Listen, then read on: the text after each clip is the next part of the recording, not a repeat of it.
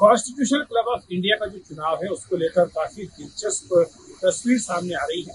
इसमें दरअसल 25 साल से राजीव प्रताप रूडी जो कि बीजेपी के सांसद हैं, पूर्व केंद्रीय मंत्री हैं, वो सचिव प्रशासन के पद पर हैं। इस बार उन्हें चुनौती दी है संजीव बालियान ने, जो कि केंद्रीय मंत्री रह चुके हैं, बीजेपी के सांसद रह चुके हैं, पश्चिम उत्तर प्रदेश के ताकतवर बीजेपी नेताओं में से माने जाते हैं।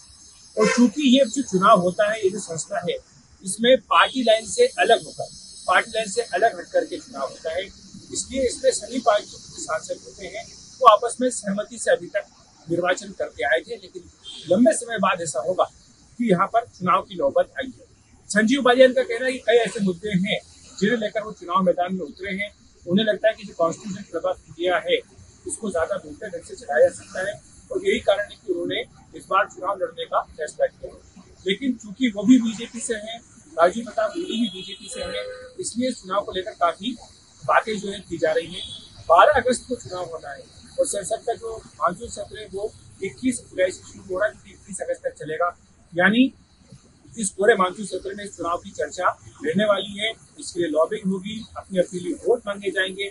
और दिलचस्प बात यह है कि संजीव बालियान को बीजेपी के भी कई सांसदों ने और पूर्व सांसदों ने अपने वोट देने का भरोसा दिलाया है। उसी के बाद उन्होंने चुनाव मैदान में उतरने का फैसला किया है।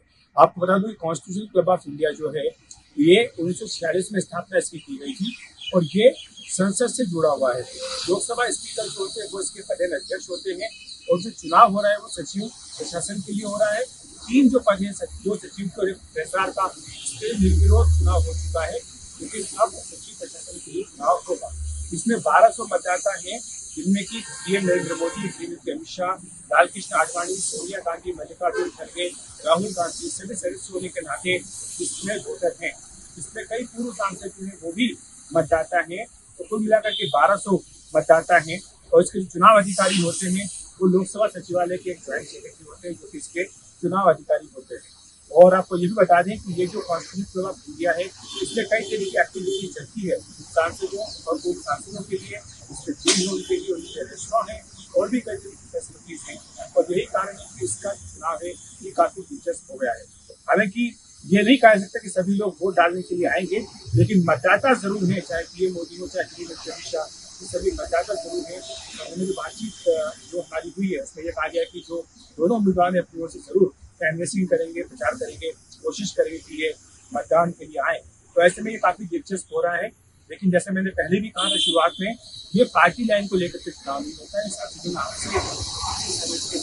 इसलिए आपको अगर टाइमिंग की तुलना करेंगे तो राजीव प्रताप रूडी के टाइमिंग में आपको कांग्रेस के भी मिल जाएंगे, डीएमके के भी मिल जाएंगे, क्योंकि इसमें पार्टी लाइन के हिसाब से फैसला नहीं होता है। लेकिन जिस तरह से संजीव बालियान ने चुनौती दी है, चुनाव लड़ने का फैसला किया है, उसके बाद निश्चित तौर पर इसका काफी दिल्ली में अखिलेश शर्मा।